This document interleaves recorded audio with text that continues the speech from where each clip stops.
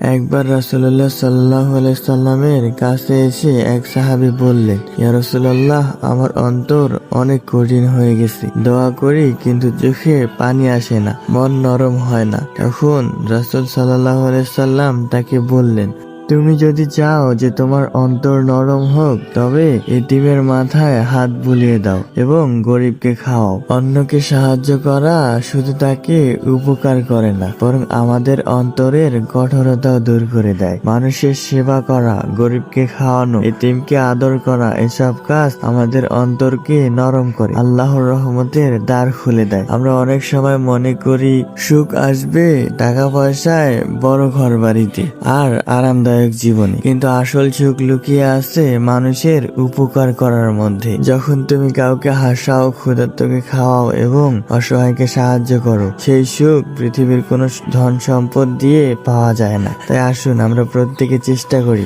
অন্তত একটি করে ভালো কাজ করার। একজন গরিবকে খাওয়ানো হোক বা একজন এতিমকে হাসানো হোক অথবা কারো দুঃখের সময় পাশে দাঁড়ানো হোক, হয়তো এই ছোট্ট কাজটাই আমাদের অন্তরকে আল্লাহর দিকে ফিরিয়ে দেবে। আল্লাহ তাআলা আমাদের সকলকে বোঝার তৌফিক দান করুন।